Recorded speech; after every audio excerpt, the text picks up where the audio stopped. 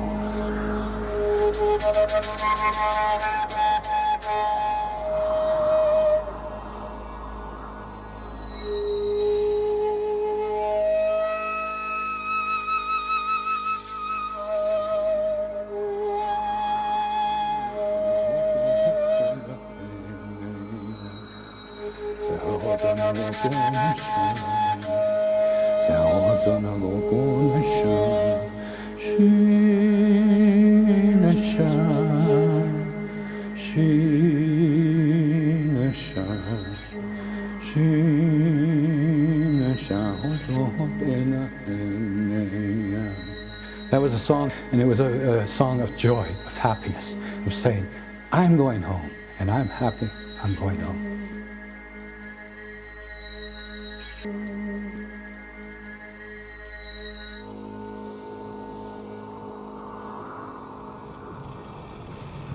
It's a painful story that needs to be told.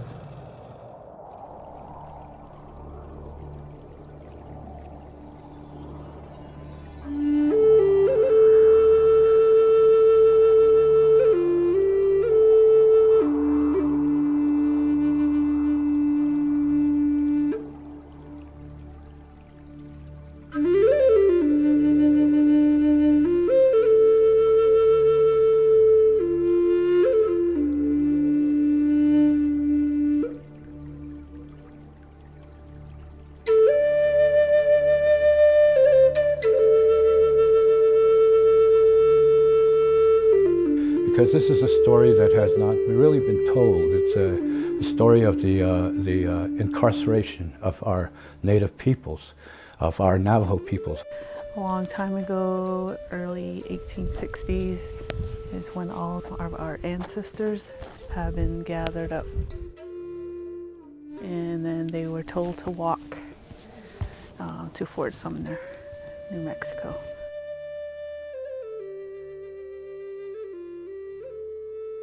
People have come to her home and they've been captured again.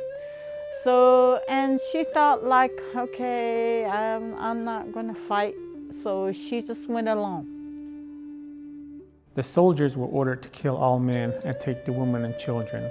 The death march was 400 miles. They had no food, no water to take with them. Ones who were caught were basically in New Mexico and the eastern part of Arizona. And they were taken, it was about 8,000 taken down to Fort Sumner, which is in New Mexico, and Navajo we call it Huelde, and the place of suffering. The soldiers were in horses and wagons, but the Navajo people, the moccasins were worn out, nothing to wear. Their feet were blistered and sore. These people were not nice, she says. They were thrown people, even elderly people. She saw her mom and her grandma got crushed. They were just throwing all the people in the wagon. And even little kids, they were just being crushed. And she just walked, and she knew she lost all her family. And she just kept on walking and walked all the way. And along the way, there was many stories of people who were just shot because they were ill. Babies would cry, they'd shoot them. People that are trying to run off, they just have to be shot down. The soldiers kept on pushing them and pushing them and pushing them, and they wanted to rest, but they couldn't rest.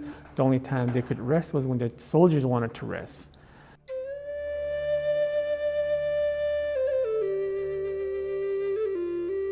During the march, there were some harsh winters that they went through. The kids were just in rags, no clothing, no food to eat. I mean, it was just a brutal march. I mean, these people were suffering day after day. There was just a pile and pile of Dene people.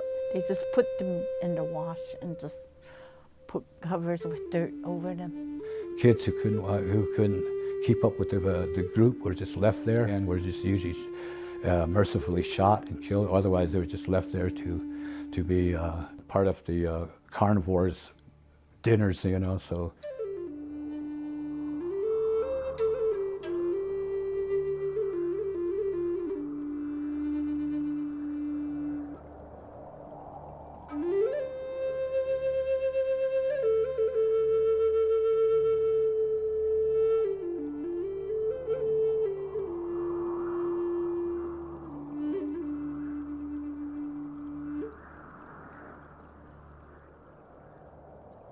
Even up to this day, people still say that the Dene people were not malicious people. When the youth gets hold of the Navajo, either they rape the woman or either they rape little kids and stuff like that. Those were the ones that do the capturing for the soldiers. They help the soldier capture the Navajo after they do everything, all their business, and then they give it to the soldiers.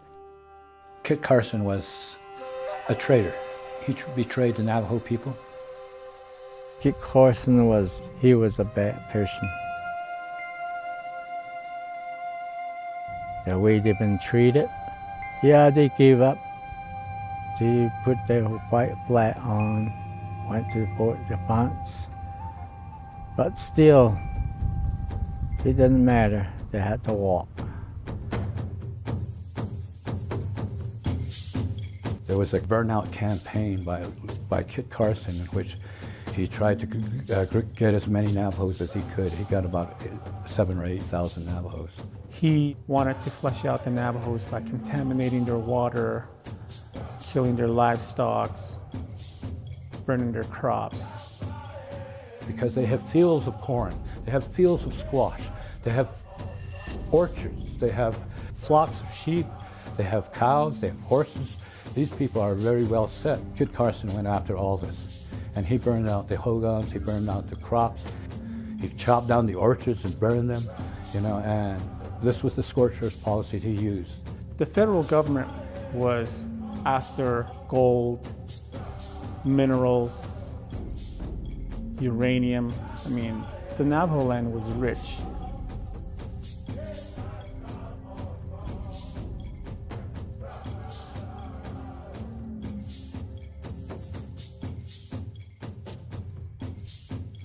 Kit Carson hurt a lot of people, and up to this day, some of the effects are still with our elderly people. At one time, Kit Carson, Christopher Carson, lived among the Navajo, and he learned how the Navajo live and how they were, where their homes were, where their food stores were. We can outrun soldiers if they're riding their horse, and we were like jackrabbits. And we just go where people can't see you. And that's how fast the Navajo used to be. Oh, here in this valley, yes, there's some people that weren't caught. They were hiding on top of these mesas. That's the survival mesa. That's where people were hiding on top, and the soldier never found them. So what happens like when a woman is pregnant? When our Dene people are pregnant? When the woman is about close to due time, that's when they wove, it's like a belt, maybe about that wide. When you're being chased and you're running away from your enemy, all of a sudden you go in labor. And as you're running along the desert, all you have to do is untie your belt. You see a branches or a tree right there, you see branches, just throw that thing over it, and that's how you deliver your baby. My grandfather. He was born in 1865, either on the way to Fort Sumner or down there. And he was one of the lucky children, lucky babies that survived that incident. There was, I think, something like 15 to 20% survival rate among children that were born there or on the way there. And he was one who survived. He was born 1865. He passed away in 1962.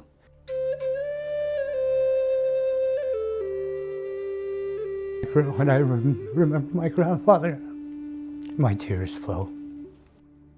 Why do people cry when they pray? The reason why you cry when you pray is you approach the Creator the way you approached your mother. When you were born, you cried out to her and she knew you were alive. So when we approach the Creator, we cry so He knows we are alive.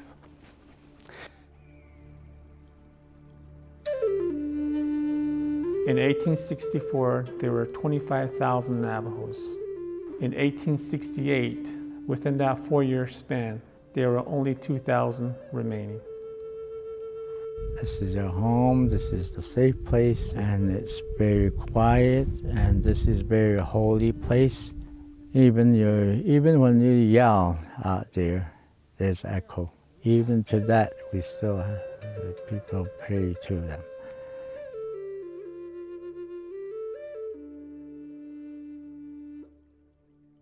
My mom had taught me, you are not supposed to hate people. That is not you. You have to have a heart for it. Even though somebody is your enemy, even though they don't like you, you always have to have a heart for them. I think we were taught that too much. And that's why we don't have hate for other people or people that have hurt us, people that hurt you.